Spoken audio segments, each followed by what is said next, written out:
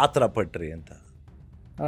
ಯಾ ಮದುವೆ ವಿಷಯದಲ್ಲಿ may be ಸ್ವಲ್ಪ ಆತುರದಲ್ಲೇ ನಿರ್ಧಾರ ಆಗೋಯ್ತು. ಅಂದರೆ ಆ ಪರಿಸ್ಥಿತಿ ಹೇಗಿತ್ತು ಅಂದರೆ, ನನಗೆ ಆ ಟೈಮಲ್ಲಿ ನನಗೊಂದು ಫ್ರೆಂಡ್ಸ್ ಸರ್ಕಲ್ ಇತ್ತು, ನನ್ನ ಕಾಲೇಜ್ ಫ್ರೆಂಡ್ಸು ಒಂದು 4 ಜನ ಫ್ರೆಂಡ್ಸ್ ಇದ್ದರು.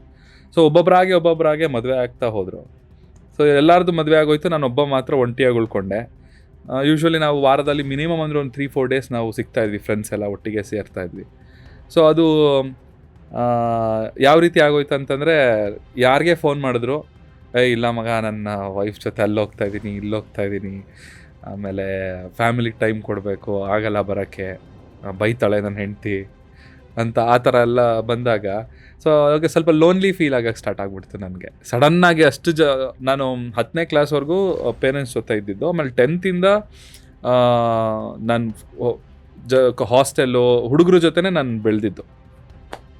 ಸೊ ಹಾಗಾಗಿ ಎಲ್ಲೋ ಒಂದು ಕಡೆ ನನಗೆಲ್ಲ ಅಂದರೆ ಏನೂ ಇಲ್ವ ನನ್ನ ಲೈಫಲ್ಲಿ, ನಥಿಂಗ್ ಈಸ್ ಇಂಟ್ರೆಸ್ಟಿಂಗ್ ನನ್ನ ಲೈಫಲ್ಲಿ ಇವಾಗ ಅಂತ ಅಂದಾಗ, ಸೊ ಆ ಟೈಮಲ್ಲಿ ಆ decision, okay, I was getting little bit love from my X partner.